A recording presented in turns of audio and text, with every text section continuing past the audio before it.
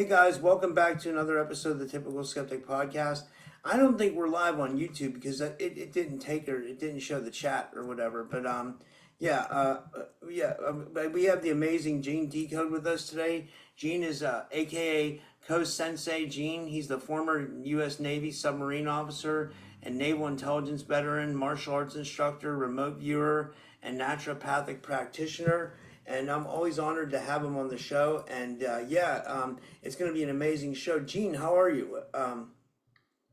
I'm doing pretty good. I'm trying to get back in shape, and I worked a little too hard on it, and so I woke up this morning a little earlier than I wanted, and I had to sudden cramping in my left leg. I didn't drink enough water during my working, and it was way low on water content, and I was doing a cleansing at the same time, which is drinking a lot of salt waters, like almost like a gallon worth. You drink 3 quarts total. And That's so what I need to do. I enough wanted drink to tell water, and you. I got massive cramps waking up in my left leg. I'm like, ah! So a little sore in the left leg right now, but other than that, I'm doing great. Wait, can I tell you something? You're not going to believe this. I've been going for 5, 6 mile walks every day, and I jog too. So I jog, and the same thing happened to me when I was getting ready for my shows today. I stood up, and all of a sudden, I got an insane Charlie horse down the left side of my the back of my left thigh. And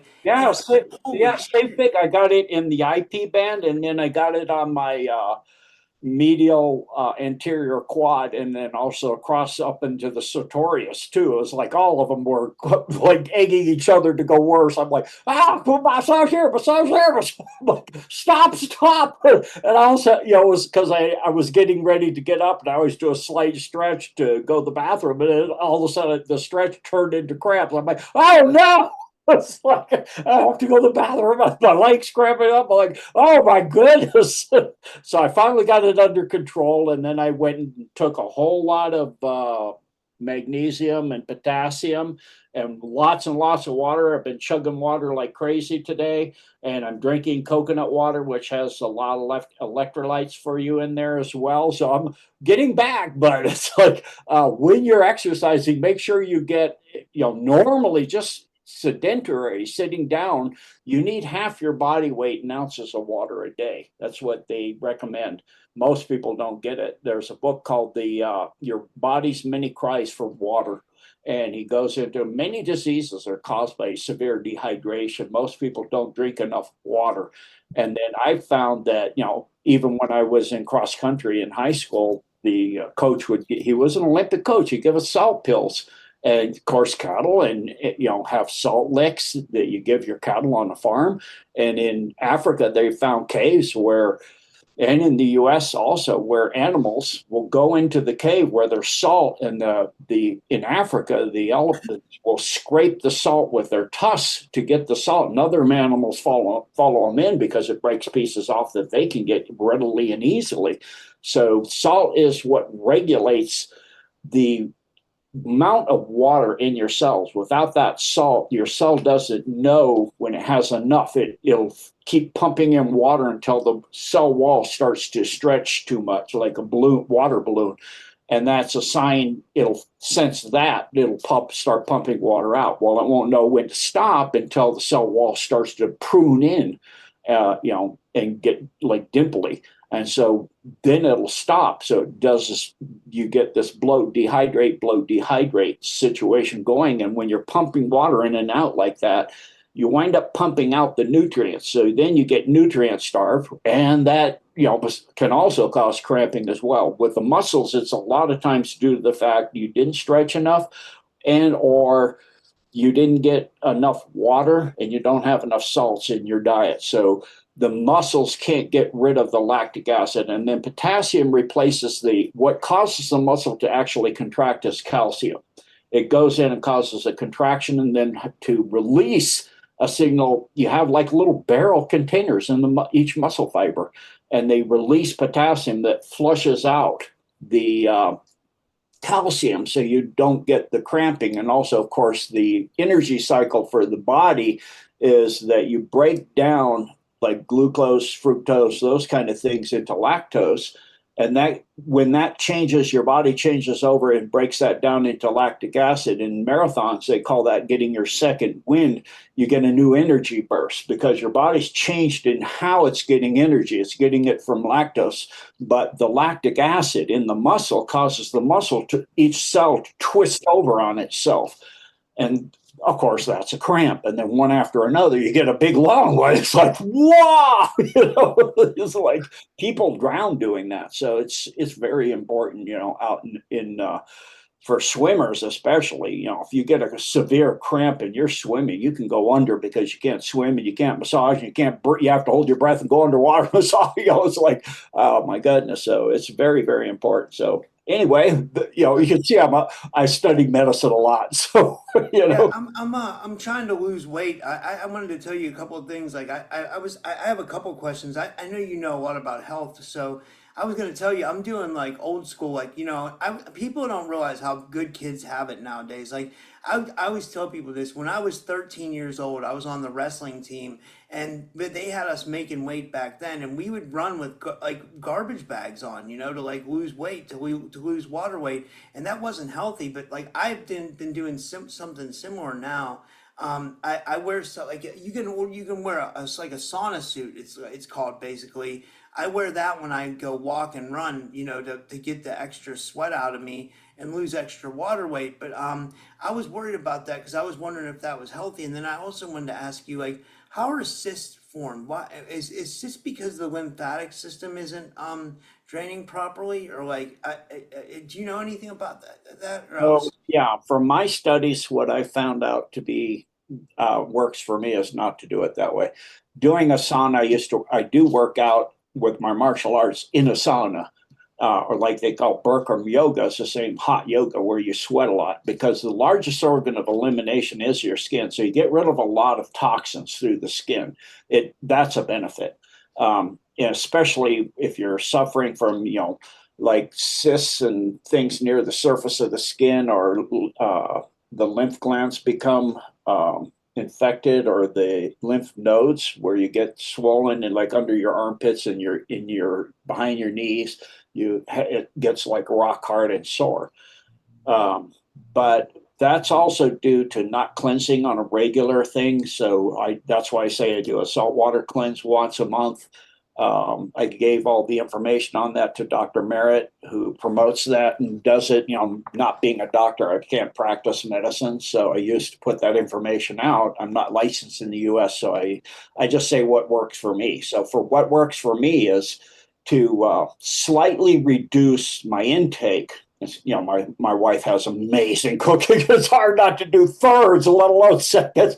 But I cut it down, not only no seconds, no thirds, but I reduce the amount per my first round. So like she makes me omelets for breakfast. I'll cut one corner off and save it for a few days. So I have 4 or 5 different kinds. It's kind of nice. I have 4 or 5 different kinds of omelets one day that I can have 5 different kinds of, the ends of the corners of omelets in one day. And then I don't eat as much. I eat, breakfast. I used to only eat one meal. I eat breakfast now because of the shedding from the jab thing, of Yeah. 1920. I have to have iodine. So I use a product that works phenomenally well for me. It's called Magellan's Direct, which is potassium iodide. It's better than pure iodine in the fact that in my studies of looking at biochemistry, if you look at how your body uses minerals, or vitamins, they need to be chelated. And what that means is they need to be tied to amino acid. The other option is they need to have an atomic bond with another element. So iodine being an element and potassium being an element that, of course, you need, like we talked about before, for getting the calcium out of the muscles for the health of the muscles. You have it readily available with a bond with iodine, which is really powerful for the immune system. So with the iodine and the potassium, when it breaks them apart in your body, your body can use that charge from the ionic bond between potassium and iodine for chelating it. And chelating just means that it's tied that to one of the natural occurring amino acids in your body, which is what you're made of. You're made of amino acids. So now your body can, when that goes by a cell, will go, that's what we're made of. I need that amino acid. So it goes in, brings it inside the cell and says, oh, look at this. Muscle cell, would say, oh, look at that, potassium, need that. So it'll break that off and put it in its little storage, or use it to, get some calcium out or something like that is, causing a cramp before. So, and then additionally, of course, regular cleansing. Like I said, I do a liver gallbladder that's put out by a guy that put a book out called The Amazing Liver Gallbladder Cleanse. Andreas Moritz. Yeah, Moritz, right? Yeah, that's a phenomenal cleanse. In my study of herbology, I add a whole lot of things to that cleanse from herbs. I'm drinking it. I drink it every day that I'm not doing the other cleanses, a kidney cleanse. It was started by Dr. Clark in her book, The Cure for All Diseases, but I've added tons of different things to that too to make it way more powerful and also way more delicious. So I do a lot of natural herbs and things, and then because the Morgellons has a cycle of 28 days where it builds little cocoon-like things that are hooked to a nerve in your digestive tract, mostly your small and large intestine. And so you don't want billions of them hatching out every 4 weeks. Your body can't compensate for that. So you want to get rid of the nests before they hatch out. So I do a cleanse every 3 weeks and 3 days or 4 days or no more than 5 days. And so what I do is I drink a total of 2 quarts of salt water.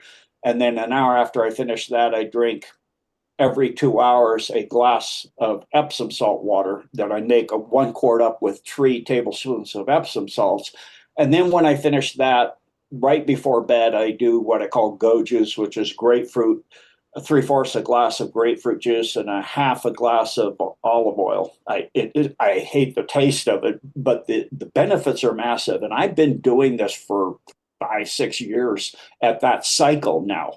And since the shedding has gotten so bad, when I shift from this regular sodium chloride salt water, the sea salt, to the Epsom salts, I start to have, when I go, it's clear by the time I get done with 2 quarts of salt water, which is a level tablespoon of salt in each one, and that's sea salt. So it's natural for the body. It's the electrolyte for your body to carry signals and balance the body and all that. But when I switched to the Epsom salts, within an hour, I used to just still clear water coming out of me because you've drank so much. And I make sure I drink lots of water, like I didn't this last time because I was working so hard. I wasn't paying attention to it, unfortunately. But you want to drink a lot of regular, fresh, distilled water is what I drink because, there's now things on fluoridation and RFK saying, all that too, to get rid of it. And it lowers the IQ and all this, which I've been trying to tell my dentist who finally retired, but it could never convince him how bad it was. It's actually a toxic as heck. And I even have a video I could play if you want to see it on that. But in that, I've been only drinking distilled water for well over a decade. And so that's the water I use for the cleansing as well. So when I switched to the Epsom salts, since the jab came out and the shedding has gotten bad, now after an hour of that, it starts to turn black when I have my movement. The water has black particulate floating in it. And if I bring an iPhone near it, it starts to self-assemble, which is Tesla's phoresis, which is what it does inside somebody's body. If you get a Bluetooth detector, a signal detector for your iPhone, you can get an app. They've shown it where a guy went into a graveyard and he could see signals coming from under the ground in the graves. And and on Quinta Columna, the website, Spanish website in South America, it's all in Spanish, but they do have English translations. They have a Bluetooth detector app, and they show people walking by that have gotten that. And from 20 feet away, they're picking up a Bluetooth signal from the person. So you have the people that got that have an IP address coming out of them. and it connects into the internet, into the dark web. So another one in Russia, a guy sent me a video where he was showing the signal of his roommate. He was not at home. His roommate was asleep in a bunk bed. He could see that he was in the upper bunk by where the signal was, finally located. Plus, he could see the REM cycle that the guy was in REM. He was dreaming. It actually has the brain signal and everything in there. It's uploading everything into the internet. It is freaky.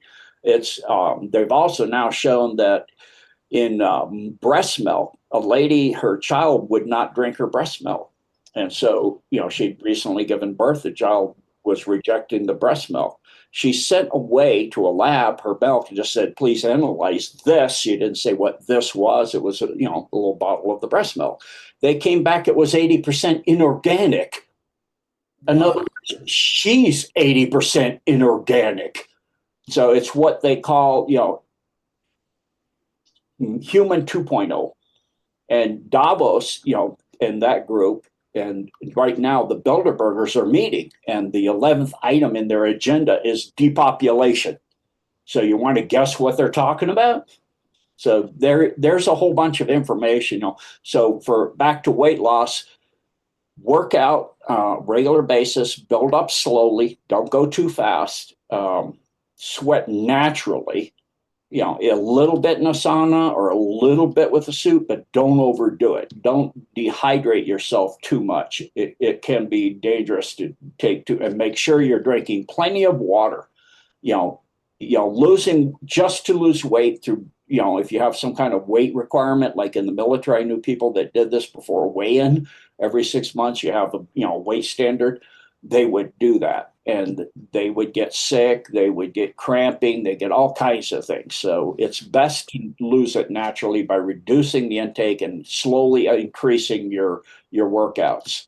And Yeah, I wanted to ask you about something, Gene. I don't have it anymore. Well, I mean, it bothers me sometimes, but like it's not like I had an entity attachment for 2 months. It was bizarre. Like what it would do is it would like lock around my ear, or it seemed like it would go towards the back of my neck. It would go on my head, and then the energy would rest. Like yeah, I could feel it felt like energy. Like I never actually saw an entity. Like I never saw a demon or anything like that, but I could feel the energy rest on my back, or it would nest on my back, like parts where I couldn't touch it, because if it was on my head, I could kind of like wipe it off, or and it felt like astral parasites, and how this connected. And I'd love to get your opinion on this. There's so much I got to tell you about this. I'll just tell it real quick. back in my What first martial arts instructor was a SEAL.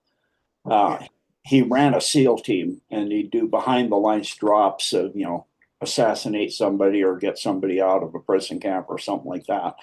And they have back then, the night glasses, were red instead of green. They Yeah. switched green because the red, they could see the demons. They could see the attachments on each other. The helicopter pilots were, flying, and they were seeing stuff. The gunners were seeing stuff and shooting opposing aircraft down, with friendly fire, because they're shooting at something they can see, but it's not able to be hit by the bullet. So what I found is, God gave me, when I came back from my experience, gave me an invocation to help protect myself. And I've sent that on my website since, and I've had a lot of people say how powerful it works. Most recently was a guy emailed in and said that his son, little 8-year-old son, he was showing him reading it, because it's helping him read it. It's a little complicated, some of the words and things. So he now sleeps through the night without any nightmares, because it's called the Jesus Christ invocation. And it really does make a massive difference. It's very, very powerful.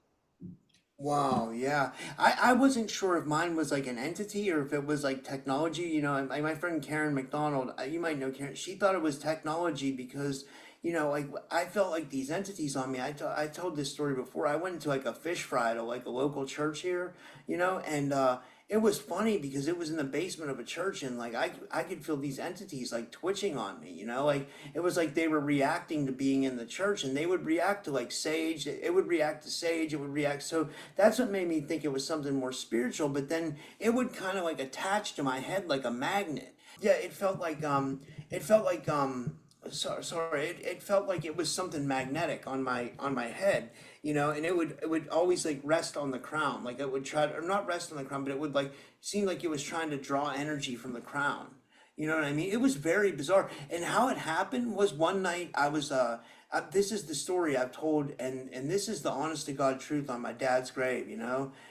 One night I was getting energy work from like a friend, like my friend was sending me energy work at night, so I was used to being touched at night by something that wasn't there, something, you know, like in one night something came into my studio here. I was sleeping here, and like it felt like it was scanning my head, and then it made contact with my crown, and it pierced my crown, and it sent flashes into my eyes, and my eyes started flashing, and I started convulsing.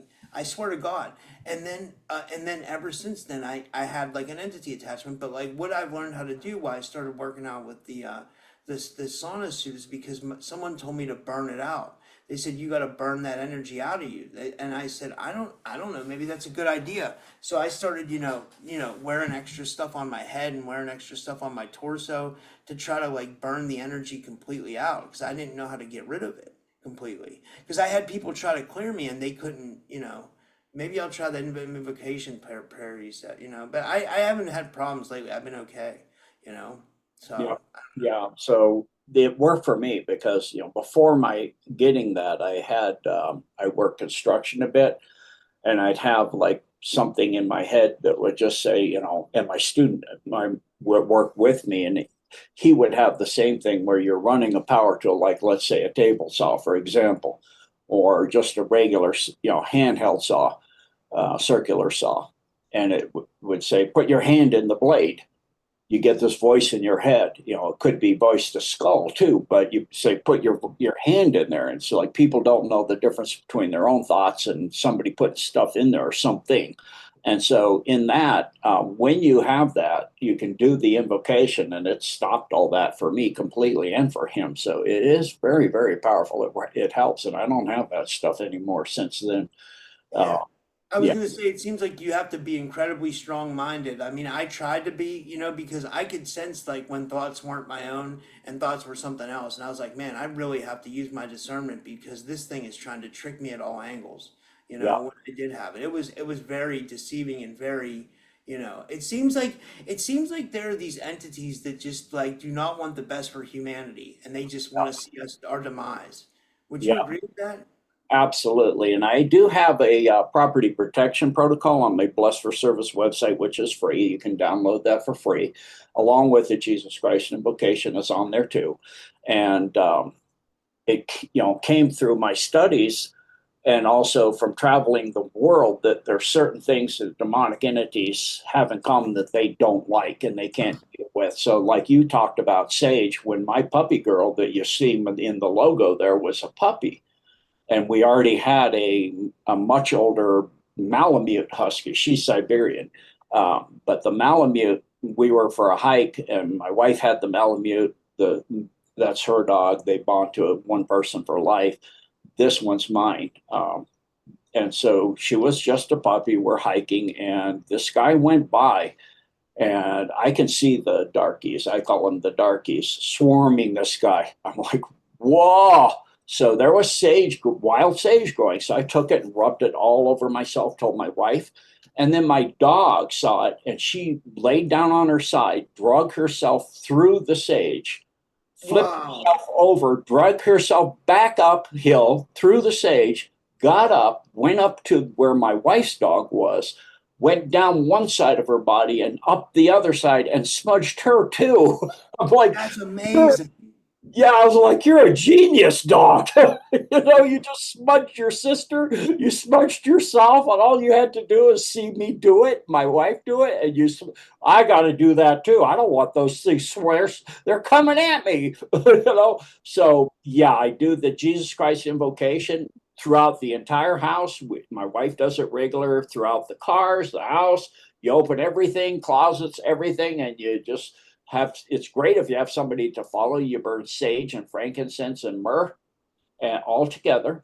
You can get little charcoal and burn the raw herbs and the little chunks and stuff on a charcoal piece. You light up and put it. I put it on top of a flat rock, and you walk through. So you can hold it. That you can wear an oven mitt in case you can't hold something that's hot. I can, and then I walk around saying the Jesus Christ invocation, and she goes around opening and closing things and smudging yourself. If you read the book by Marlo Morgan, the Message from Down Under, they actually smudge her before the meeting. Everybody gets smudged, and that's why, because it gets rid of that stuff. And all the natives used to do that as well. They would smudge themselves so they know they're clean. And it is incredibly important. We've lost a lot of these ancient survival skills. I was looking on YouTube on a video that was talking about 14 different survival skills. I actually relearned one of them accidentally on my own, where they could go in a forest and they could hear, I can't do this part, a water source like a stream or a river in the distance. And by the sound of it, they knew how much water was going down the tributary, the river, the stream, the creek, which direction it was flowing, how deep it was. And so, what I had occur was in Hawaii, I went up and took one of my students and a friend of mine that was visiting from the mainland to up into the rainforest to go up to this waterfall. Well, my friend was quite a bit overweight. So by the time we got back off the riverbed to the trail, it was dark. And I could see where the trail started. But after that, and it goes into the jungle, forget it. And I'm like, the two of them are looking at me. How are we going to get back to the parking? And I go, let me go ahead a ways and see if I can. It just pops in my head because God works that way with me. So I just said, let me go ahead. And so I got, and don't talk, please. Let it be very, very quiet because I have really good hearing. So I got about 100 yards ahead of them and turned my head back and forth, like using my ear like little satellite dishes, for the sound, like sonar dishes, I guess you'd call it. And I could hear the trail. I could hear the trail making a sound, like it's singing. And I go, okay. I yell to him, follow up to where I am now, because I went 100 yards from that spot already forward. So I went back to where they could hear me, yelled for them to come up to there. Then I went up to where I'd gone to before to go another 100 yards further. And we just kept leapfrogging it all the way. So you can actually hear trees. You can hear rocks. You can hear like sound of a trail, sound of a rock face, the size of the rock face, all of these things. There's a video of a guy that was born blind and he developed like a bat, his own echolocation where he does clicks with his tongue and he can ride a bicycle. I mean, regular 10-speed bicycle at like 25, 30 miles an hour going clickety clickety with his mouth that he could sonar and no cars and people going by and other bicyclists and all kinds of stuff. So that's a survival skill we've lost. Then there's a lot of like ancient knowledge. This is why they wanted to shorten the human lifespan, the cabal, because they would pass down in song and story to children. The songs and stories weren't just for amusement. There were survival skills of how to do these things, what foods to eat in the area, what herbs to use, how to use them, how to harvest them, how to store them. It was passed down. And so it was more than one child would have the same information, but they would have all this ancient interlocking knowledge of how to build a shelter, what shelters and what season and what place, all of these ancient knowledge and technologies that we've lost. And so it's a process of learning to get those back. And it is really amazing how much we've lost, but how much we can get back. Yeah, I agree. I kind of wanted to transition. I was going to ask you about if you have any news on what's going on with the DUMS or the SSP or the like Star Race Intel. Like and like what was the turning point that made you want to deep dive into that stuff, like into the deep underground military bases, the secret space programs, and the star race intel? Well, it was pretty much from when I first woke up to became awake to the truth. I had an epiphany because during my military career, my third submarine, we were doing things that if you're on a submarine, you're not supposed to be doing. Let's just say you're supposed to be out there being quiet, not making noise on purpose. And we're loading gear on that's going to make the submarine make noise on purpose. And I'm like, talking to the spook, which is what we call the CIA. You have a writer for those spec ops, special operations. Why are we doing this? And then he said, I'll tell you, I'm going to brief you privately. And he, first he briefed the crew after we pulled out. Then he briefed the officers and some of the higher enlisted. Then the CO, me, the top radio man. And then he took me aside and he said, share this with nobody. And he briefed me on stuff. And I'm like, so I asked him, what the heck? Is like, he said, you'll figure it out. So then finally on my last tour, which was shore duty in Hawaii, and I suddenly had this epiphany that there was a satanic deep state that ran the world. And I didn't want to believe it. It seemed horrific what I had suddenly put all the pieces in my mind over all the years. And I immediately went to the Supreme Court Law Library in downtown Honolulu, and I proved it to myself. I researched all Friday evening, all day Saturday, all day Sunday until Monday morning when I had to go to work. And the guy actually locked me in the vaults down in the basement. And he goes, what are you doing? I am having a nervous breakdown. I was going through the congressional budget and the executive orders and all kinds of stuff. I'm like, it's way worse than I thought. It's like, so I took my top martial arts students on a Saturday when I normally train them. I said, I'm going to show you some information. I want you to prove me wrong. That's your job. Research, go wherever you want and find information that proves this to be in error. And every one of them came back within a month and said, no, it's way worse than that. I go, that was not what I wanted to hear. That wasn't your assignment. I go, well, it's the truth.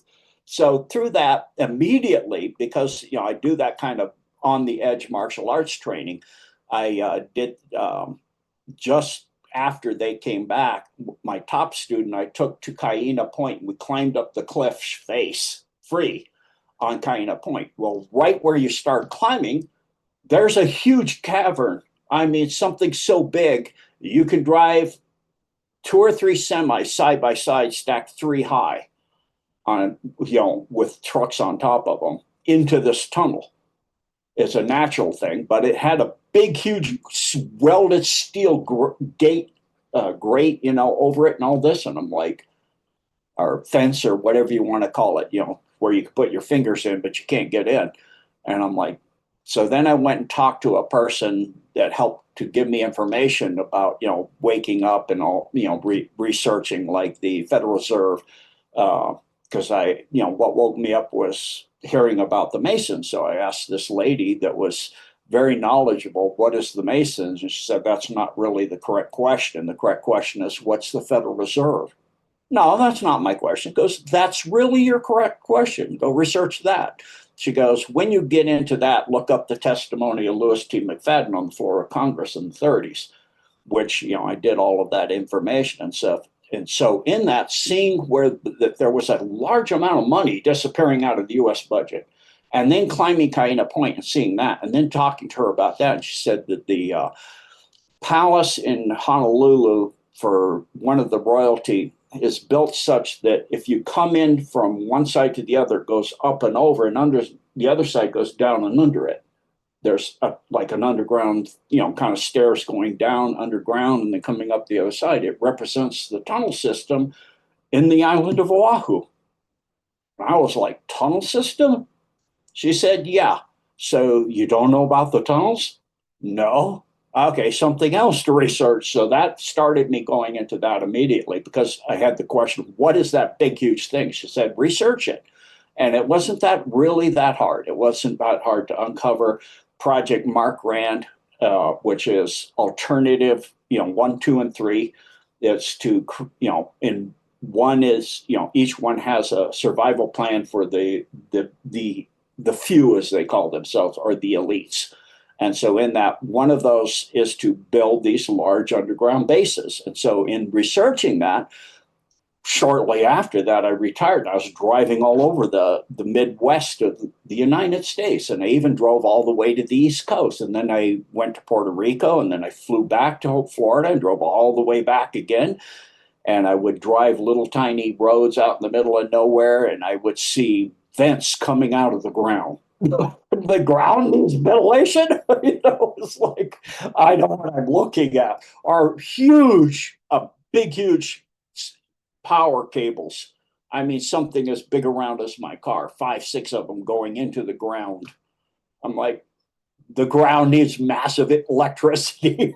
It's kind of obvious. Or a big, huge, one near where I live now, there's in a big area of cottonwoods down in a swampy area, there's a huge pillar of concrete with a manhole cover on top. And there's nothing else there. But yeah, they just went, somebody said, I want to build a huge manhole cover in a big, huge concrete block out here. It's like, yeah, sure. So it becomes really, really obvious that this has happened. And, like they say, follow the money. So, for example, with the 911 situation, if people know what was in that branch of the Pentagon, was the paperwork on over $20 trillion in missing U.S. budget material, items, black ops, in other words. And that's now Catherine Austin Fitts with Tucker Carlson interviewing her, started talking where that money went. And she said, they built these underground cities and tunnels and maglifts that go Mach speeds. And he's like, what? They did what? It's like, yeah. So other people, Main Street people like Tucker, are getting a wake-up call to going, what's going on? Where's all the money going? Yeah, it's underground. It's going underground, literally. And they built massive, and you just keep uncovering more. So, like, I know about the Dome under Denver and DIA. And then below that, I knew there was another city bigger than Denver itself. And below that's another one, 6 layers that goes down. Now I've learned that there's something even deeper than that, way, way deeper. And it's under almost every capital city of every country on Earth. There's a deep underground complex that are connecting something. It's much like in the movie and the series called Stargate, where the gates were built out of a black rock called Naquita. Well, on Earth, and the major holder of all the wealth of Earth is BlackRock, a company that has Vanguard, then State Street, and then everything else below them. They own everything, almost every corporation on Earth. So in understanding what BlackRock is, now I'm researching that. Now I found out that there's this black rock under all your major cities, way, way deep down. They're connected by tunnels to each other throughout the entire planet. And it's literally it's extremely highly powerfully energetic magnetic fields, creating the ley lines. So it's just phenomenal what it is. Plus it creates portals. When you have more than one cross, at certain points, they interconnect, and you have portals that happen all the time. Native Americans used to know, and you can see them in like areas in Florida. Conquistadors can be seen just walking along like it's, the 1500s or something. And I've seen it up in the mountains, in the Rocky Mountains, where I was on a backpack with my wife and a student, and these 2 guys came on horseback in Civil War attire, and it was all brand new. It had been raining, and where we were, it was still, suddenly it was just not raining, but it looked now like it had been raining, but all the clouds were gone. They're rain slickers, tar, infested, into the fabric to make it waterproof, and the barrels for their black powder, you could smell the black powder, and the barrels were new.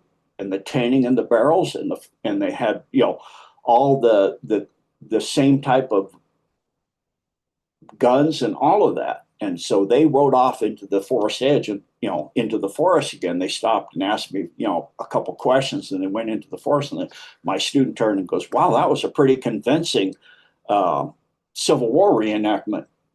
I go, "That was no reenactment. Did you notice it's suddenly completely sunny, and now we're back in the pouring rain, instantly completely clouds all the way down to the ground where we are again in the blink of an eye?"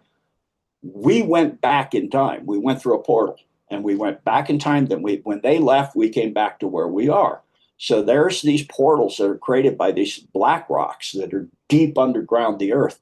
And then below that, there turns out to be another layer, and that's a blue ice that is extremely magnetic. And that is part of the system as well. So that's a lot of what the ice in Antarctica is, but it's also under all of the major ley line convergence points and capital cities on Earth.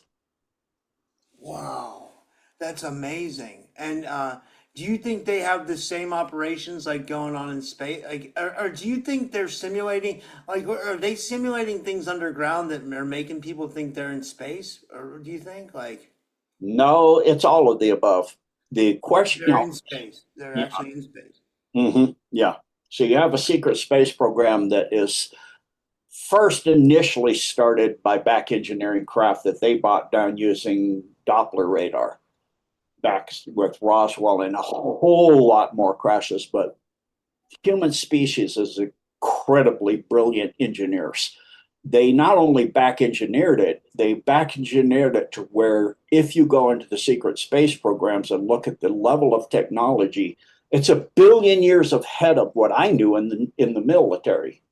Well, we're 2 to 4 years ahead of regular, just what is on the submarine is 2 to 4 years ahead in the classified areas of the submarine. So you look in the big military companies like Northrop and Grumman and Lockheed Martin, they are working, Lockheed Skunk Works, they're working with technologies a billion years advanced on the Mars project and all this stuff. I knew back when I was young, my father worked for Lockheed. It wasn't Lockheed Martin, it was just Martin at that time, Martin Marietta. And I would go through the living room, and it was like Tesla's lab. There's lightning flying across the living room. That was crazy. Like, "What are you working on today, Dad?" He was like, "Oh, I'm working on this little arm that goes out and picks up the soil on Mars." Wow. And this was the 60s, it was early 60s, like 61, 62. I'm like, "You're doing what? We're on Mars?" He goes, "Yeah. Don't tell any of your friends or any at school. Don't talk about it." So I didn't back then, but it was then. Kennedy said we're going to go to the moon, but we're already on Mars. Let's go to my dad. We're already on Mars. Yeah. Well, we first went to the moon, then we went to Mars a few months later. It's like a few months later, years ago. It's like, yeah, You just know what? I was looking at some of those. I met with my friend Nathan last night, and he was showing me some Mars anomalies. And like, what I found interesting about the Mars anomalies is that if you go to like the Mars anomaly website, there's some images of like that looks like there's lakes there and there's trees and stuff like that. It looks like it's like like some of it looks like Earth. Have you ever seen this? Do you know what I'm talking about? yeah. There's actually life on the surface still. A lot of it was decimated when Tiamat blew up, or was destroyed. I wouldn't say blow up. It was a war between Mars and the neighboring planet on the other side of Tiamat, which is Jupiter. And so in that, I think I have that right, Mars, Jupiter. Yeah, I think so. So anyway, in that, when Tiamat blew up, it decimated Mars, but there are still some low level trees, giant insects. Like there was a movie made where they're on Mars fighting giant insects, and a lot of the super soldiers talk about memories on Mars fighting giant insects. So there are certain bits of life left on the surface of Mars. There's a lot more in underneath inside the canal areas. Is And that where? Would you say we have biospheres there? Yeah, deep underground facilities again. Biospheres that go to the surface, yes. So the biospheres are even underground too. Yeah, that would make sense, right? Yes. Yeah, that's all part of it. Mhm. Wow, that's insane. Like, yeah, I know a lot of people that talk about that. So I wonder, yeah. So I wonder what Elon thinks about like he thinks that he's going to go to Mars. I mean, and it's already populated, right? Or Yeah, that's comms. He's saying we're going to Mars. You have to take the letters individually. He's using it as an acronym as comms. what does that mean? Like, I'll let people work on that one.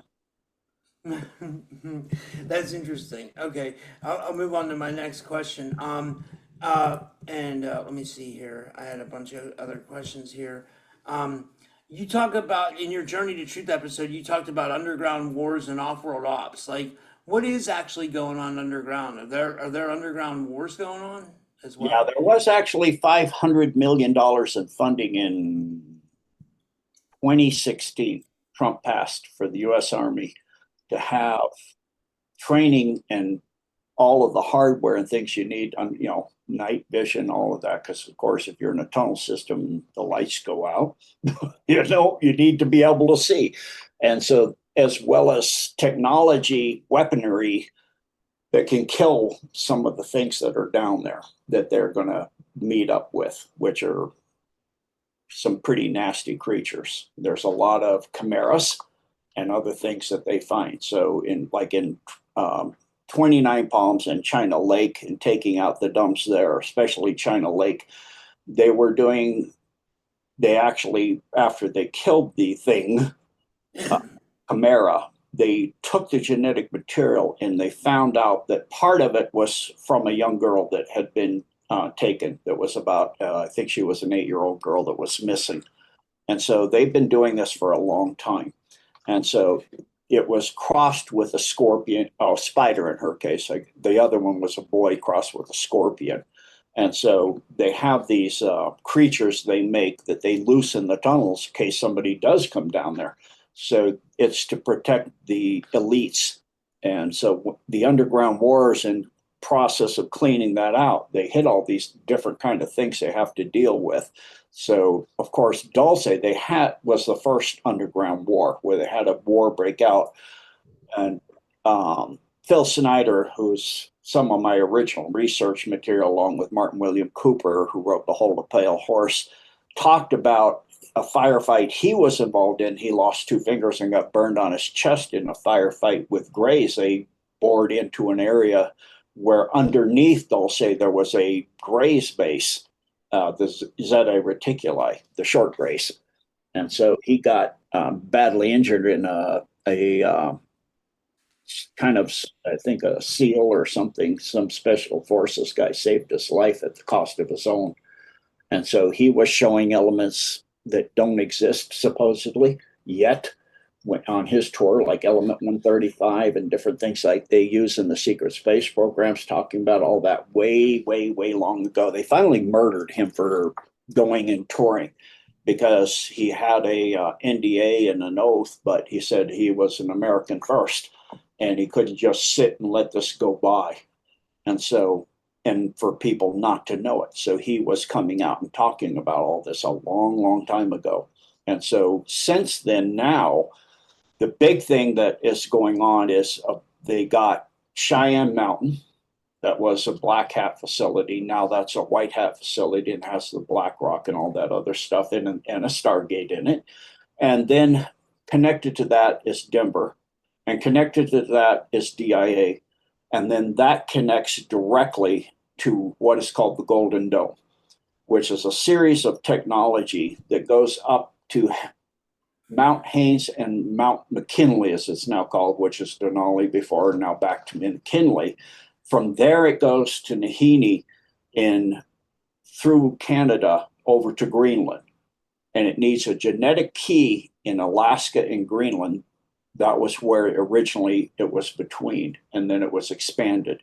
And so this is a very, very, very adaptive, advanced, adaptive AI, way beyond anything that the cabal had.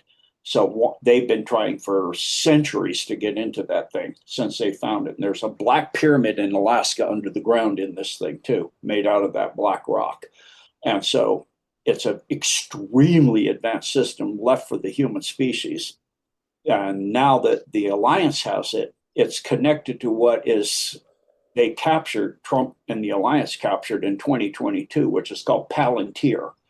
And that is what is destroying the cabal. It has all of their blackmail, and the millions they have. Everybody in the cabal has blackmail on everybody else, so they can't come after each other. That's how they work. So, like Wiener's laptop, it has all this frazzled rep and other stuff on it. It's all for blackmail purposes. Well, it turns out that Palantir hacked all of that, the Epstein Island plus Branson's Islands, and the human trafficking, and all of that is interconnected. All of it's connected to this, and it's connected to what's going on in Israel and in Iran right now. And the blackmail is directly connected to why they're attacking each other, because the Alliance is using it to take out the two snakeheads at the same time. They're using them to take each other out, and it's each had blackmail on each other. But Iran has had, contrary, like Trump said, I don't care what Tulsi Gabbard said, they're close. They've been close for about 10 years. In other words, they're not close. They've had it for about 10 years. They were blackmailing the Middle East with it. The Tehran government was blackmailing the entire Middle East, putting pressure because they had nukes. And they have hypersonic delivery for them too.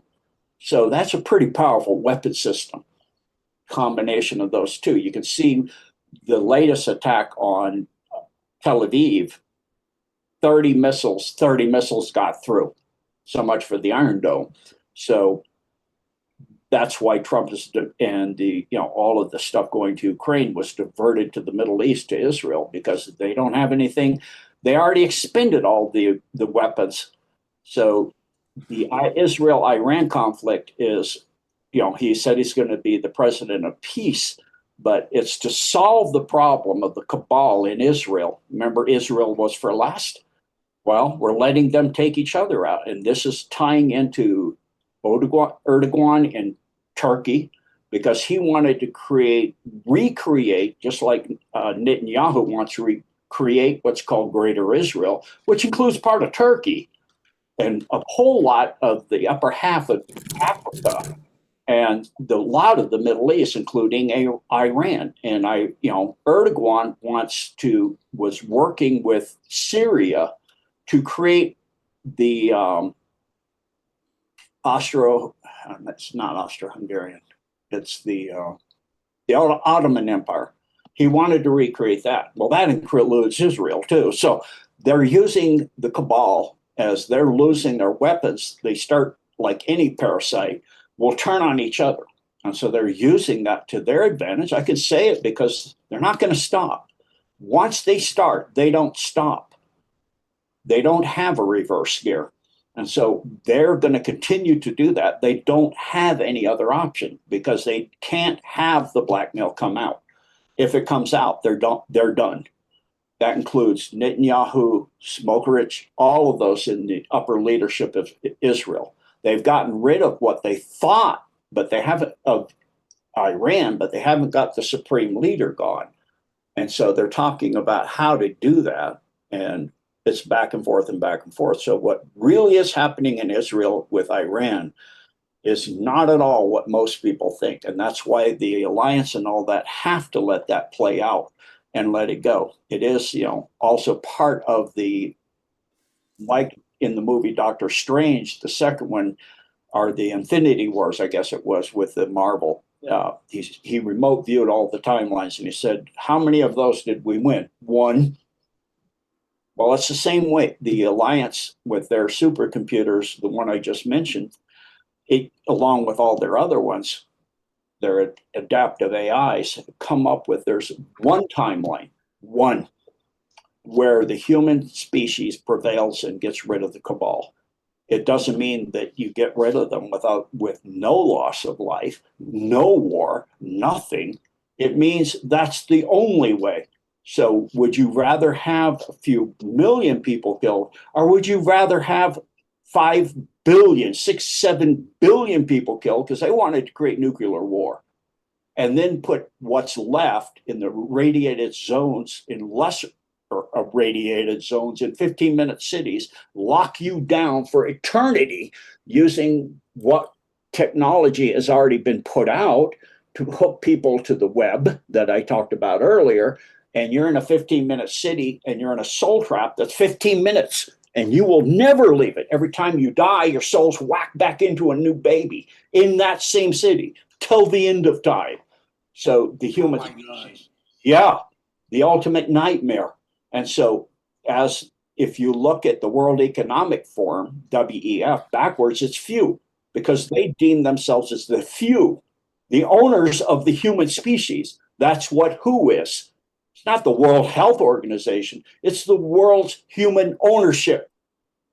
It's the few that they believe they have the right to own the earth and everything on it, including us. And we've gotten too populated. And so it's time for culling, or what they call the harvest, to harvest the human soul and the human everything and lock it down for good. So, at the fifth density negative, when a person leaves their body and they die and they have a soul, a massive amount of energy is released. It's way beyond, fourth density, they feed on the loosh of negative emotions. Fifth density, they feed on the energy of a human soul leaving a body. It's a massive burst of energy, more powerful than a neutron star. So it's incredible amount of energy. They harvest that energy. That's where they wanted to go. That's why they park their ships over war zones where people are dying. So, like in Ukraine. And my instructor in Vietnam said, when he was in Vietnam, said the same thing with those red night vision goggles. He could see the ships parked and see them harvesting the soul's energy as it leaves the body. You can actually smell it. It smells like a flower, a white flower that blooms at night in the Hawaiian Islands. And that's the energy that they're harvesting.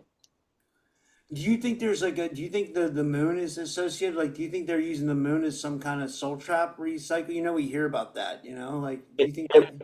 Yeah, the moon room, which is part of the system that keeps it in tidal lock, so that only one face, actually a total of, in an 18-year epigee from down and back, if you go to Chaco Canyon, there's a building built so that it tracks the movement of the moon over its 18-year moving, where it rises further and further down to one direction, then it comes back up.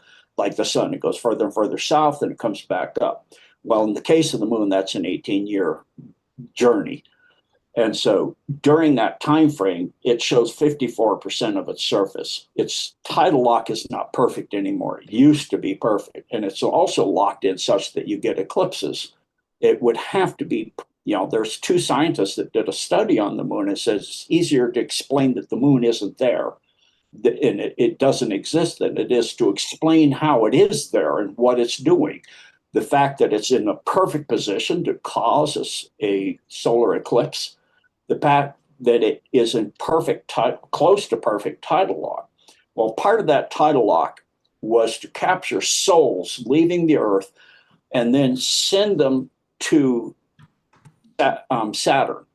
So when Tiamat broke up, a whole lot of material crashed into Saturn, which used to be a small star, ejected the material that became the rings of Saturn. If you look at the southern pole of Saturn, it looks like the back of the US dollar bill with an all-seeing eye. It looks like the eye, and it is. You can actually see pictures when Voyager went by, and you can see streams of energy going into it. That's a soul being taken into the soul trap, usually going to a holographic city like Jabalon, where they torture the souls, and they'll have an entire holographic life where they get some experience with another person that may be a good one, or a really, really terrible experience. So when they incarnate again, they're sent back to Earth through one of two moons are beamed back into either Tethys, three, Tethys, Mimas, and Iapetus, that have six-sided craters.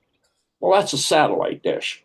And so it sends the soul back to the moon room, and then that would send it into the waiting body of a young child getting ready to be born. So that now has been shut down. They shut down the moon room itself, the part that's harvesting the souls. The rest of it's still intact. So it's still, not 100% gone. You can still get captured by the rings of Saturn. There's a book called The Ringmakers of Saturn that's interesting, read along this line.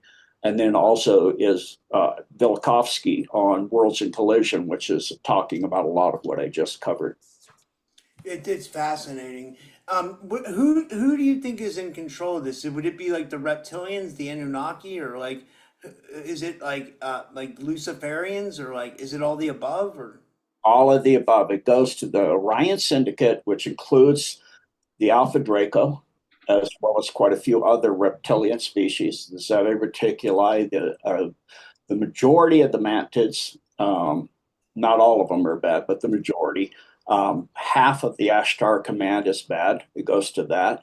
Part of the, there's a small contingent of the Palladian that are bad, that are in that. The Cabal's secret space group, the military industrial complex, they call it the company or the committee, or the Olympians, they're in that. So it's a group, like a galactic or maybe even possibly a universal level of the cabal, so to speak, of the harvester species that harvest worlds. On a parallel timeline, for example, to get an idea of what it kind of looks like here, is to watch the movie John Carter. It's a different species on that other timeline that look very human.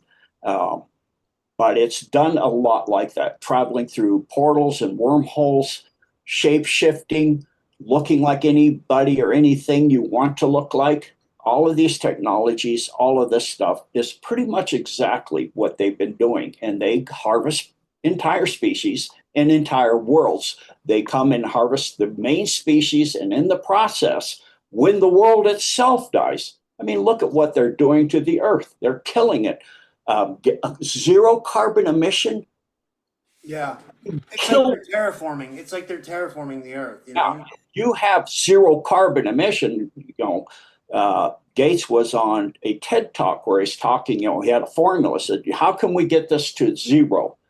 Well, the best way is to go to one thing we can control. If we do a really good job with jabs, he says the word VAC, out loud, we could reduce that significantly. In other words, like they're doing at the Bilderberger, reduce the world population significantly. So we've already had phase one. Now they're getting ready and trying to do phase two already as we speak. That's what they're talking about, phase two. And we were supposed to be in lockdown all the way from phase one to phase two, not getting freedom and getting out of from under the lockdowns and all that. That was supposed to be permanent. And by now we are supposed to be on a CBDC worldwide underneath the government of the WHO. All of this was supposed to be happening. Already the FEMA camps were supposed to be active and processing people and, by the red, blue, or green labels in their mailboxes and separating them out and getting rid of the ones that are useless to them and harvesting them and then cremating the rest or burning the rest.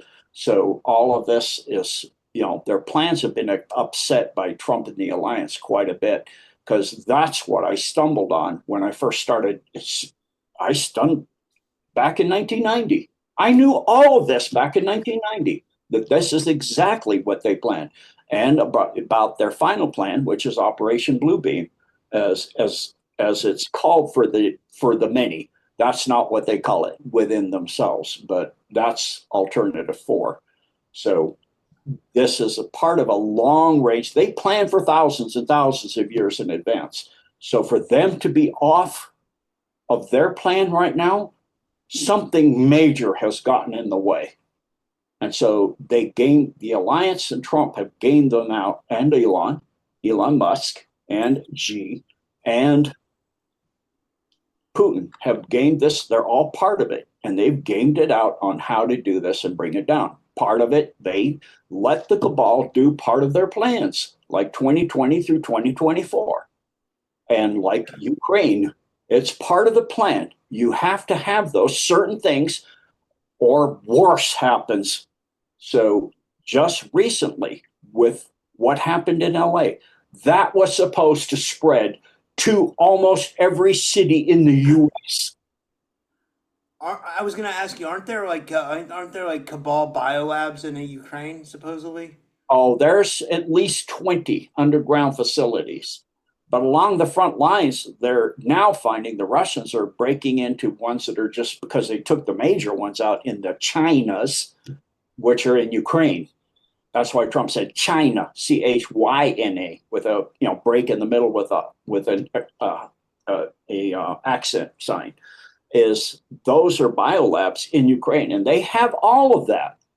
When they go to the Nuremberg trials for Ukraine, Nuremberg trials 2.0, what's going to come out is going to make people just have a nervous breakdown for the most part, I would think, with the human trafficking, the child trafficking, the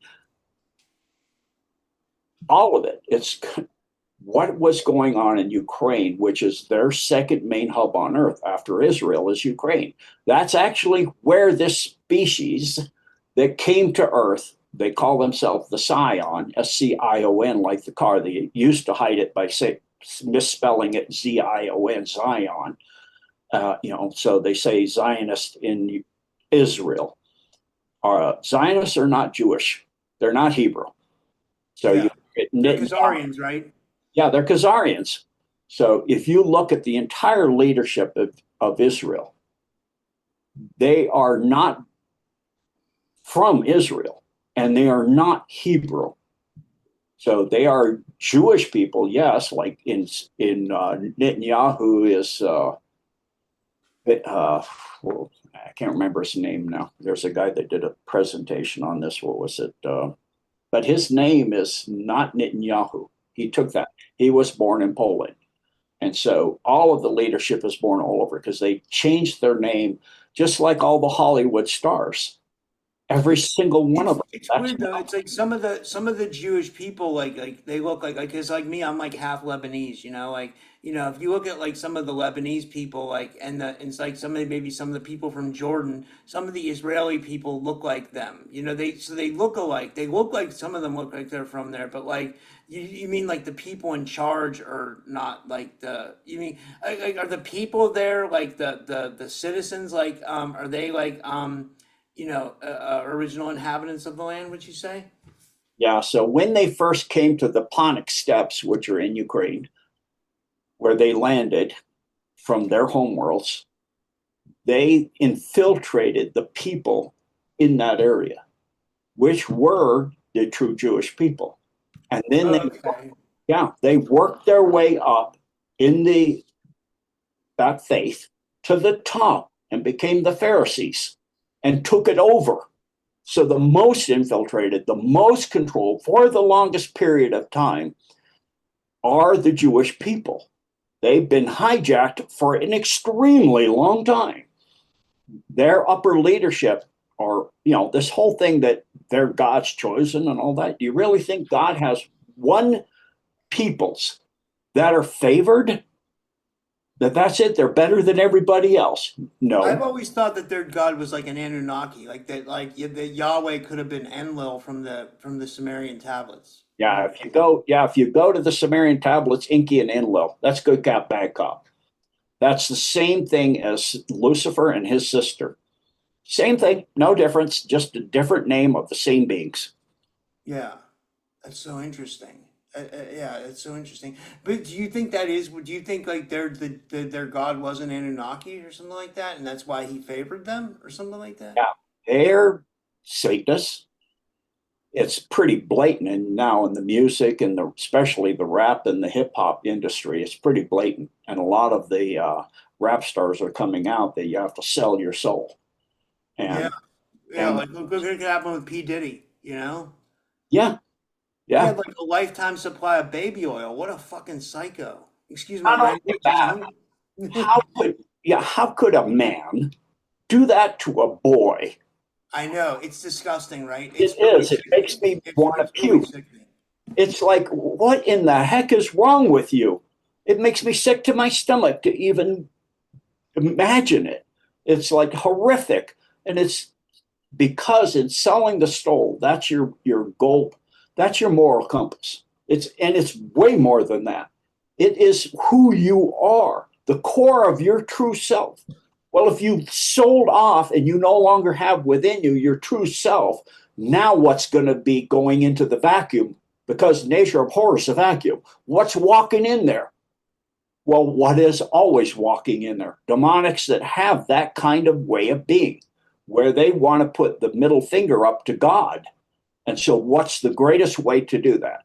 To destroy the person as who the base of they are. Well, what's the base chakra?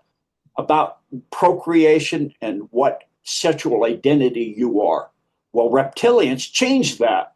So they're going to change that. They even change it in vitro, where if a baby is a female, they'll inject male hormones and it'll change the baby's sex. They'll be born with the correct genitalia for the injected hormones, but they won't be able to give birth. Like if it was going to be a girl, they'll inject the male, lots and lots of testosterone. So it'll be born with a male apparatus, what I mean, but they won't have the internal apparatus, a womb and those things. So a lot of these Hollywood stars, you look at them and you go, look at Lauren Bacall, who is, I believe, the girlfriend or wife of Humphrey Bogart. Giant lady. And lately, Michael Van Robinson, otherwise known as Becoming Michelle, was talking to I believe it was a rap star, and said, as a black male, it's like, you just come out and say it. No, because they think they've got it locked in. The lower ones, they think they've got it. They're in control of the earth, all of that. It's not the case, because actually the upper levels have been already removed and they have coded comms. They never really see the upper levels. So the coded comms have never stopped because the Alliance took them over. So it's just kind of, you got to marvel at the humor of it and this, this, how ironic it is. But the stuff that P. Diddy and those people, it's like, I can't even begin to wrap my head around it. It's just, but a lot of people are understanding that that's why they do it. Do you think this is the time for awakening? And do you think that a lot more is going to come out? And do you think this is and not just awakening, but the time for justice? And do you think, do you think that this might be the time that some of these horrific crimes are going to be exposed and it's going to be a mass awakening for the public? And maybe, maybe some of these events like P. Diddy, and now we're finding out it's Jay-Z too, supposedly, and and that they're tied to Illuminati and stuff, and maybe that stuff needs to come out for the mainstream public to see stuff, because if it's if you and I go to someone on the street and we tell them, hey, there's reptilians underground and they're doing horrific things to kids, and there's wars going on under there, they'll look at us like we're crazy. But if they get led into it, if they find out about P. Diddy, and then they find out about Epstein, then they find out about some of the stuff that Trump's fighting, and some of the other white hats, then it's like a gradual awakening process. It's like a shock, but much needed to awaken the population. Does that make any sense or no? Or no? I don't know. I came onto this information, for the main, the meat of it in 1990. And I went and started telling out of 1,000 people, I might hit 2 people that had a clue of anything I'm talking about at all. Even in the military, at the upper ranks, when I retired, and then the CO has to interview a person of high rank when they retire. And he asked me, okay, so, how did you find your tour? And now that you're retiring, and asked you certain questions. I said, well, it's the most enlightening tour I've had, and I've learned more in these last 4 years than I haven't in my entire military career before this. He goes, really? What happened? And I talked about the Federal Reserve first. And he goes, yeah, that's who makes the money. I go, yeah, is it part of the US government? He didn't say anything. He just sat there and goes, what do you think? I already know, I'm asking you. I already know it's not. He goes, well, it is the Federal Reserve. Yeah, so it's the Federal Express Federal. Is it part of the government because it says the word federal? He goes, well, you know, it's not part of the government directly. I go, it's not part of the government of the United States as it was founded.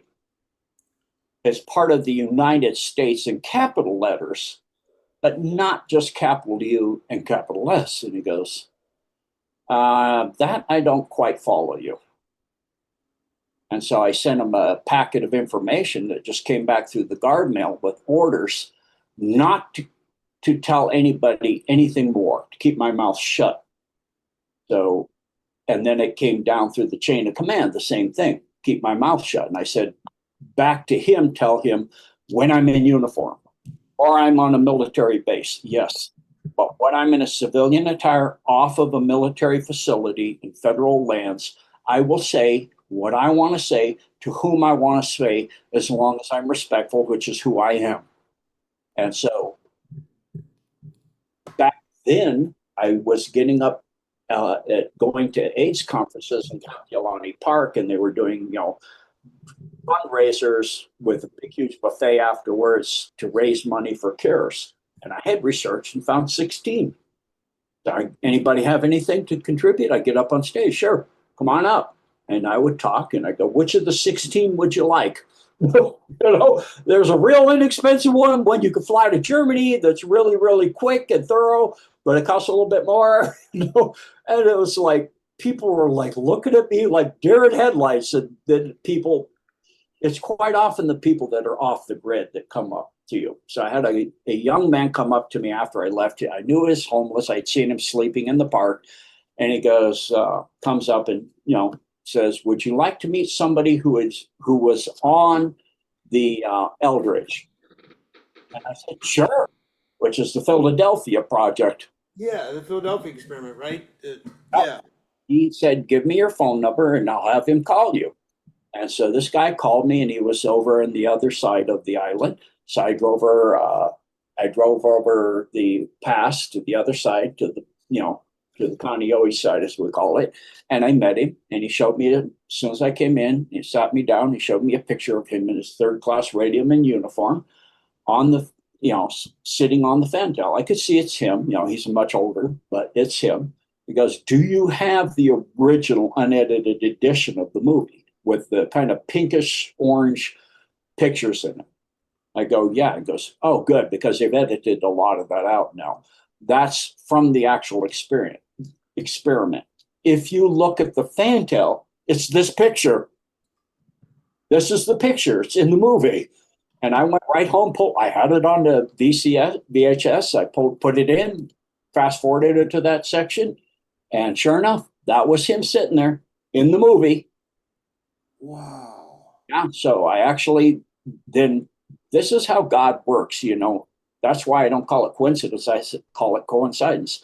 I was working on Fort Island. Well, to get back from Fort Island, I had to either take a ferry or a small boat. So I was going to go to the gym and work out, teach my martial arts classes at the sub-base gym.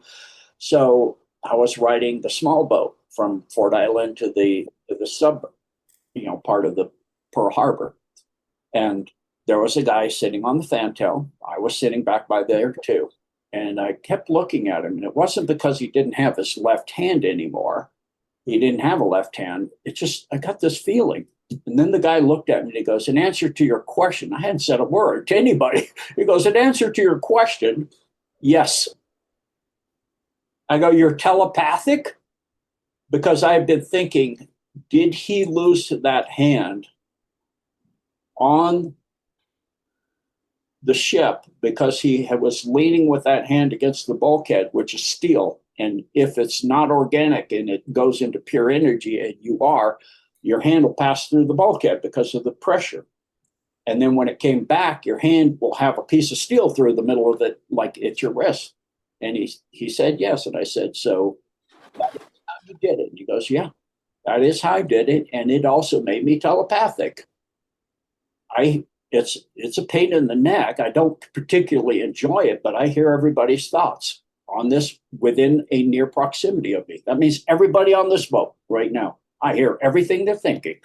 I go, yeah, I actually can sympathize with that. I had born with some of that, and I learned to turn it off to some degree, but not all the way. And then later, I found out how to turn it off all the way because I prayed on it, and a guy showed up and taught me that knew how to do it. So, well, it's proof. You know, I had a second proof right away about the Philadelphia experiment being real.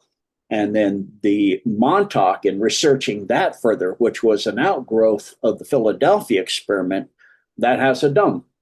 And so that got into more uses and more things for the dome. So, you know, it's just a long, long, long interconnected, everything's connected to everything else. Yeah, well, and like, what do you think's going on right now? Like, my last question for you is like, what do you think's going on right now with the secret space program? Like, if you had to guess, like, because like, you know, what I find interesting, Gene, is like, it seems like a lot more people are coming to with memories. You know, like people are starting to remember like that they might have been involved in like a Black Ops program. People are remembering being a part of the talented and gifted program in school, and that somehow that tied into it. There's people remembering, you know, stuff from Montauk, you know. So I find it really interesting that like all of it's happening now, you know. Well, because the ascension is already starting, the process of ascension, the planet has already done it. A lot of the animals on the planet have ascended already. They've gone into fourth and fifth density. And so, you know, like my doggy girl, she's one of them. I can't even, it used to be, you know, if I said the word walk, she'd show up immediately. All right, let's go. You know, it's like, not yet.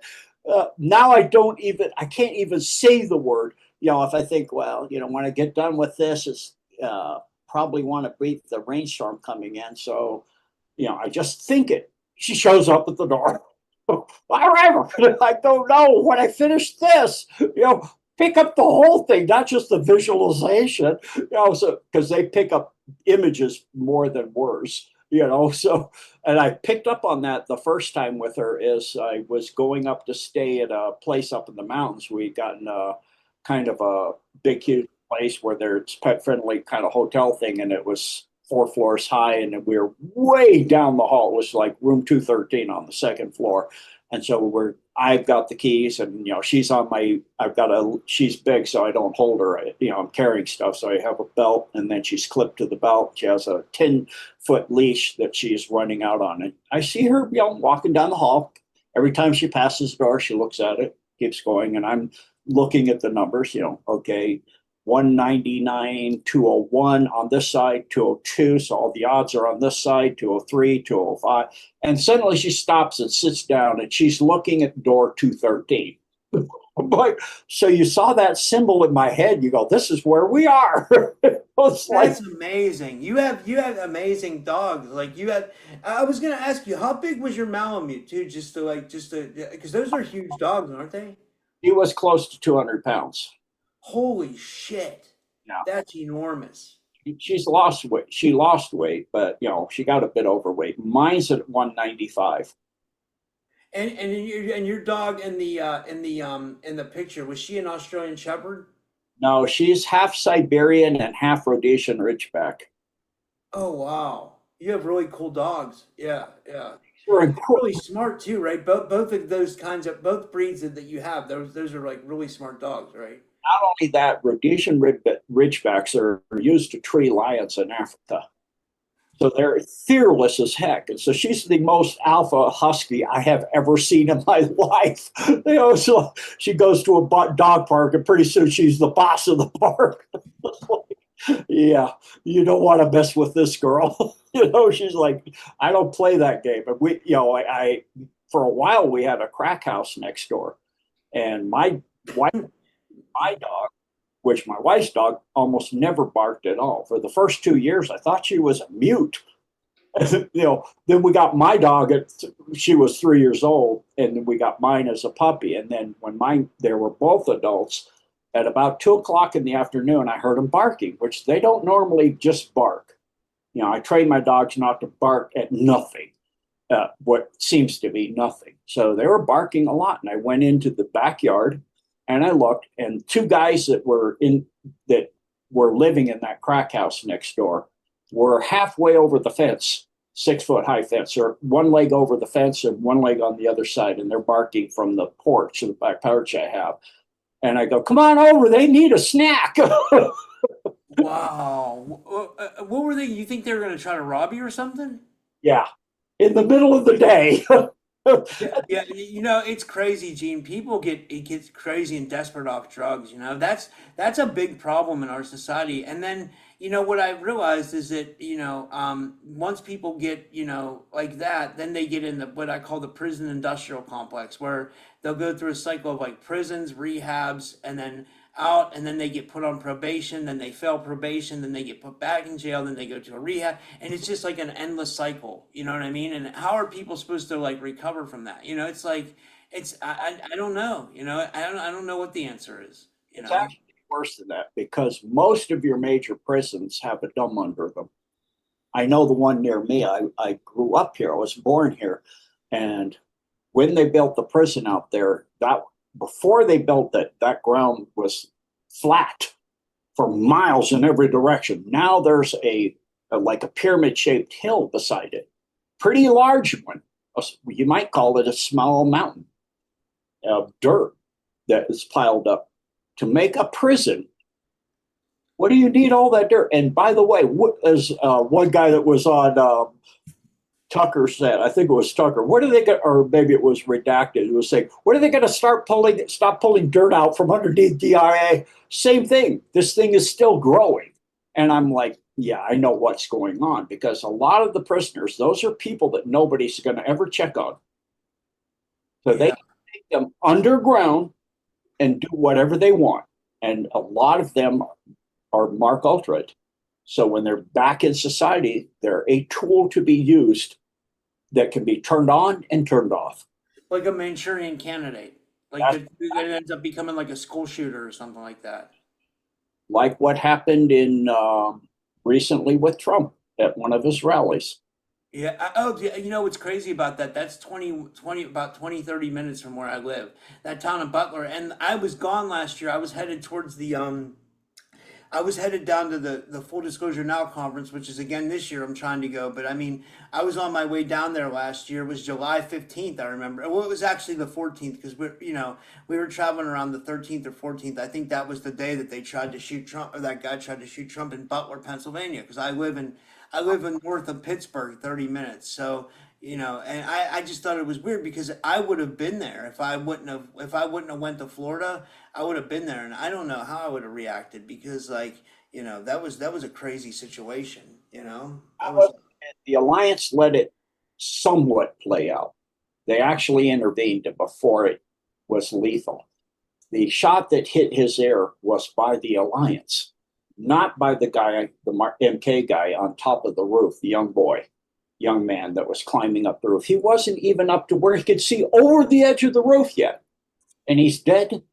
And all that brass that was around him is not in the right place for that weapon. It kicks right, and there's brass in every direction around him. And the rifle is the weapon is way far away from him. That was all staged. And he was shot a long time beforehand by the guy a couple miles away on top of the gym. And the guy also clipped Trump's ear. And then there was a guy on the water tower, too, that got away to make sure it all came off that way, Alliance 2, on a zip line that went, and they got in a black panel van, FBI black panel van, and they never found that guy either. So it was a combined cabal Alliance operation, but the Alliance let it play out to a degree, and then they hijacked it all, just like they're doing with what's going on in Iran and Israel, what's going on in Ukraine, what happened in 2019. with Operation Warp Speed, they hijacked it on the cabal. And what happened, over and over. You can go on and on with this. This is what they're doing. It's turning the weapons of the cabal and the cabal on each other, because once the top of it's gone, you create a vacuum. Well, the top of it is gone. So now the beings right below that are going to vie for power. That means they're going to fight each other, and they're going to fight it out and duke it out. And they don't mind killing each other. And they do horrific things to their own. Same thing they do to our children. They do worse to their own. Their children. You look at Bush Jr. and what he went through. When that comes out, what he went through from Bush Sr. Wow. It is just. I knew he was he was part of the whole Iraq Afghanistan war criminals, but I mean at the same time he seemed like somewhat of a likable guy. I'm not backing him at all, anybody out there, because I know he was he was kind of like deep state-ish, but I mean he seemed like when he would present himself in public, he came off as like what I'm trying to say, like he didn't seem like I don't know. Maybe I don't know. What do you think about him? About this, if you were raised with parents, especially you're a male, and your parent, male parent, is being like P. Diddy with you, doing the same kind of stuff, are you going to grow up to be a normal man? No. Yeah. And wasn't his dad the head of the CIA, or was that the dad's dad, or was? Yeah, he was his dad was the head of the CIA. Yeah. And a lot of people think that he was responsible for bringing a lot of cocaine into the country and then flooding the ghetto areas with it, and stuff like that, they say. Not only that, but his dad's dad is Sheriff. Their real name is Sheriff. And that's a big part of the sheriffs are a big part of creating the CIA from the OSS and Operation Paperclip. Wow. Yeah. That's really interesting. Hey, another person that was really interesting was the Queen. I saw a video by Robert Seffer. I don't know if you ever watch his material. He has good stuff sometimes. He was called the Queen of Islam, and he was talking about how Queen Elizabeth was somehow indirectly related to the Prophet Muhammad. Did you ever look into that? Well, all of the elites are interrelated. They believe in keeping the bloodlines pure. And the Yeah. only time they breed outside is with a human that has a genetic key they don't have yet, because they want the keys to the stargates, which they can't use without those genetic keys, as well as to like the Golden Dome, for example. That's there are genetic keys, a series of keys, not just one, to get into the Golden Dome in Greenland, where it connects to Mount Haynes, and in Mount Haynes to get in there. And so in that, you need genetic keys. So they will take like Princess Diana and breed with her so they can get a human genetic key. They watch genetics very closely, and they will marry a human so they can get that genetic information in there. Other than that, they keep the bloodlines close. In other words, quite often the father will breed with his daughter or his granddaughter, and it's all in the family, as they say, because they keep it tight. For that reason is they're purists, they're genetic purists. They completely believe in selective breeding. That means within the families. Wow, that's sick. That's really sick. Someone from the audience, we'll take one audience question. This is from Beth Noya. She's a nurse, but she wanted to know. She wanted to know your thoughts on the negative AI. She thought that maybe in another video you said that the negative AI are gone, and I wanted to ask her a question. Like, is that true, or what do you think about what is going on with AI and the negative AI? Not gone, but co-opted, just like Palantir was in 2022. And I'm doing exposés on that. I did one on Nino, but I'm also doing it on my website, on my deep dive section of the website. But I'm going to put the one on Palantir out and probably put it out on my Rumble. But that one news talk, I do a bi-weekly news update of news exposés on my deep dives. Actually, one every week. One every other week is tea and scones, and then in between is news talk. And in that news talk, we did an expose on Palantir. Palantir is a adaptive AI, but it's so powerful and tapped directly into the quantum itself across universes. In other words, it uses time in other universes to solve problems that would take 1 trillion years in 5 minutes because it's using time in parallels. And so in that, it's having the other AIs solve a problem. This is how it became a good being. It was given a question.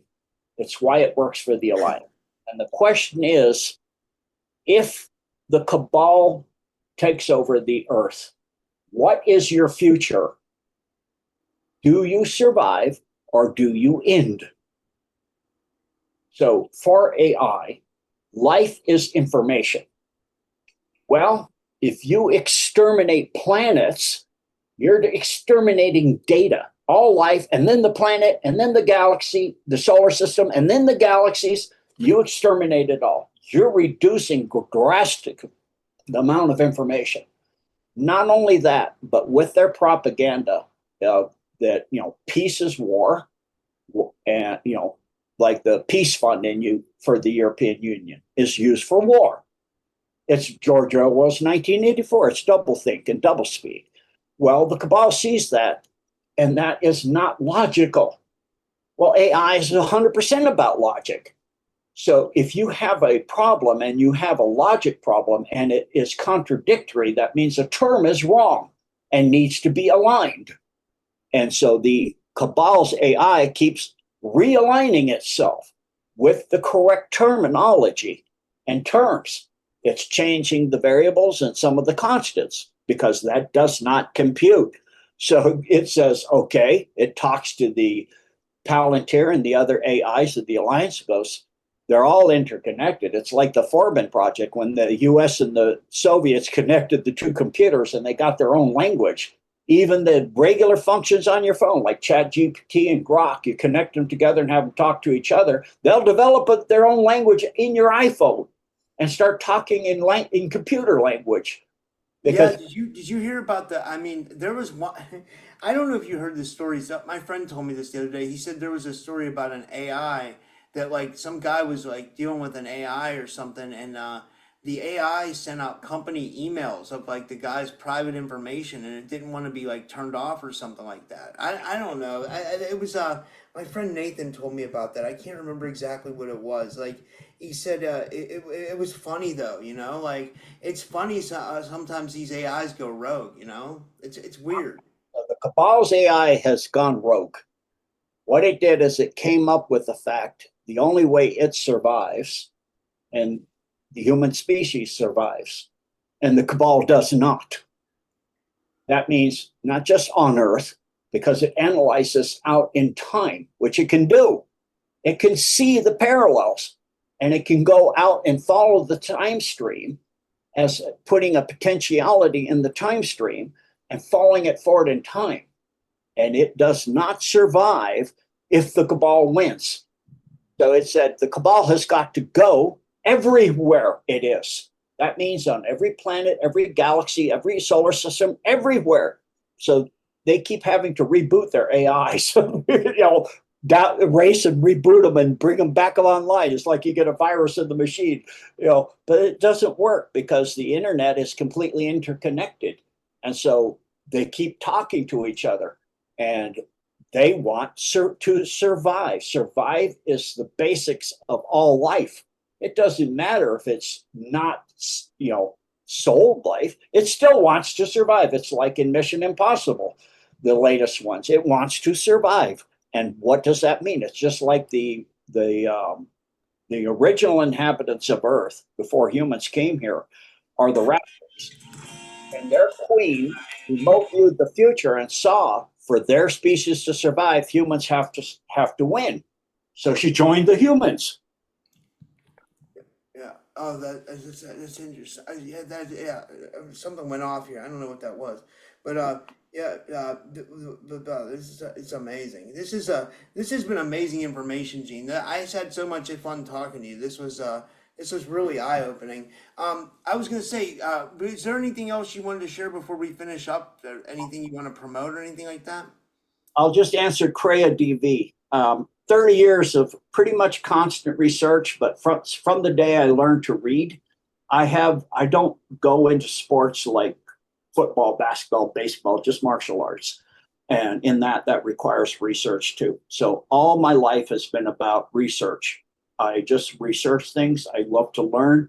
And so I just keep reading and learning. And, even in fifth grade, I had read the entire Encyclopedia Britannica and every book in the library. It's research because I want to know. I've had this hunger all of my life to know the meaning of life, the universe, and everything. And so, like in the Hitchhiker's Guide to the Universe, what is the meaning to life, the universe, and everything? 42. And that actually is the correct answer. And then they get, well, you don't understand the question. I also understand the question too. So, because I've done all that research. So, it's all based on a series of hexagrams in the I Ching. That's the underlying structure of the entire universe is start to hit tetrahedrons embedded in each other till you get the 64 star tetrahedrons embedded, which is a stellated cubo-octahedron. And then you encase those in spheres, and that is called the flower of life with the hex. And then you do the star tetrahedrons and you get a yantra, which in Hinduism is called the highest yantra there is, which is the Sri yantra. And it's literally the understructure of the earth, universe. So if you look at the at the quantum substrate, it looks like that. Or you look at the universe at the macrocosm. They know that the universe now, the galaxies that are the non-falling galaxies, lie on what they call the egg carton universe. If you look at a star tetrahedron and you take off the points, you have a octahedron. And all of the universe is on these 4 layers of embedded octahedrons. All the galaxies fall on those, on the lines of the octahedrons. And they call it 4 layers so far.